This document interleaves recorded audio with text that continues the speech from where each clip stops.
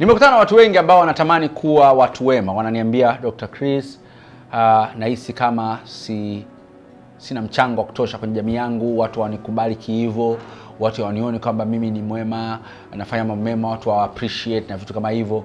Kwa hiyo inaonekana ni kiu ya watu wengi kutambuliwa kwamba ni watu wema, ni kiu ya watu wengi kufanya vitu bora kwenye maisha yao, ni kiu ya watu wengi kuonekana wana mchango kwenye maisha yao. Sasa swali linakuja, unafanya nini sasa ili kuongeza hicho kiwango cha kuwa mtu mwema, to be a good person, a grateful person? Unafanya nini kuongeza kiwango? Labda uko kwenye kiwango fulani, uongeze kiwango cha kuwa mtu mwema. Nataka nikupe mambo 5 ya kufanya ili kuongeza kiwango chako cha kuwa mtu mwema. Sasa kumbuka, kuwa mtu mwema kuna faida nyingi sana.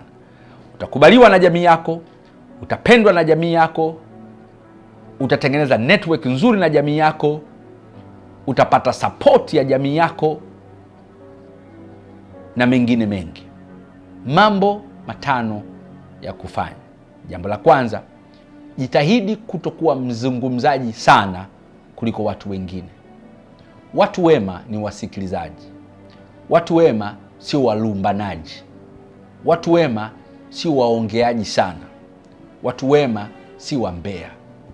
Watu wema wanazungumza kidogo na wanawaruhusu watu wengine wazungumze pia.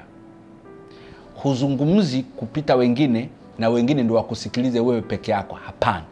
Unawapa nafasi pia watu wengine wazungumze. Kwa nini? Kwa sababu na wewe unajifunza kutoka kwao. Jambo la pili la kufanya, hakikisha unaongeza uaminifu. Tengeneza mazingira ya watu kukuamini. Tengeneza mazingira ya watu kukutegemea. Be dependable and be independent. Tengeneza mazingira ya watu kukuamini ya kwamba ukisema utafika muda fulani, unafika muda fulani. Ukisema utahudhuria, basi utahudhuria. Ukisema hautoshiriki, basi usishiriki. Kuwa mtu wa kusimamia maneno yako itakusaidia kujenga trust, na trust inapoongezeka utakuwa kwenye kundi la watu wema. Watu wema hawana vigeugeu, na watu wema hawasemi A wakafanya B, hawaahidi C wakadeliver D. Hapana, wanaahidi na kudeliver walichoahidi. Jambo la 3 litakufanya uwe mtu mwema ni kuhakikisha unatengeneza uwezo wa kusikiliza. Jambo la kwanza nilikwambia usiwe mzungumzaji kuliko watu wengine. Jambo la 3 ni make sure you become a listener, an effective listener. Sasa hapa tunapata makundi mawili ya watu. Wako wale wanaosikiliza ili wajibu. That is wrong. Huwezi kuwa mtu mwema kwa tabia hiyo. Lakini wale wanaosikiliza ili kuelewa, listening to understand, hawa ndio wanakuwa watu wema.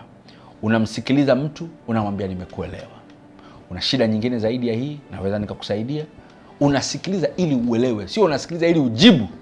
Utamjuaje huyu mtu anasikiliza ili ajibu? Unaongea naye alafu anakuambia umemaliza. Huyu anasikiliza ili ajibu. Unaongea naye anakuambia nimeshajua unakoenda. Huyu anasikiliza ili ajibu. Unaongea naye unaona anaangalia pembeni, hakuangalii machoni.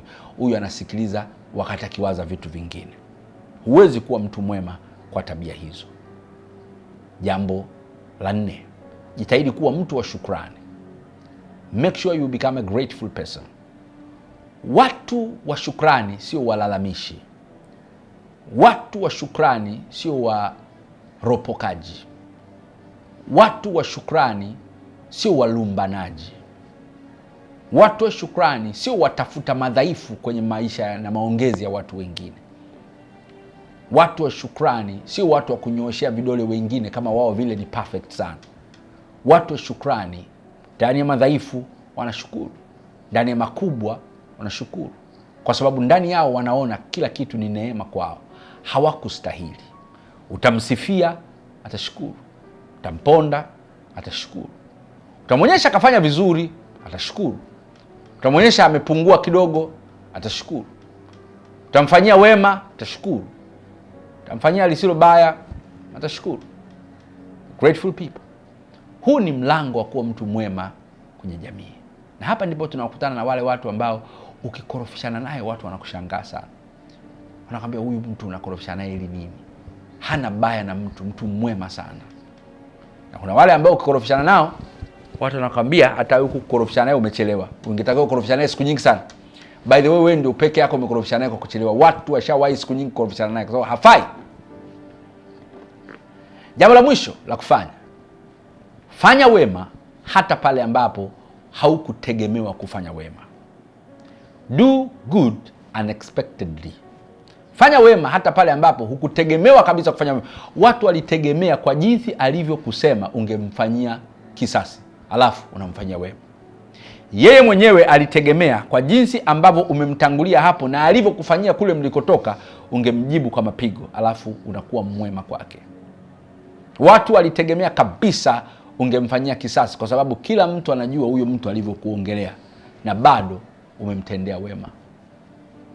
Kuwa Yusufu kwenye maisha ya ndugu zake. Walimuuza, lakini aliwapa chakula na aliwaweka katika ufalme. Watu wema hawalipi kisasi.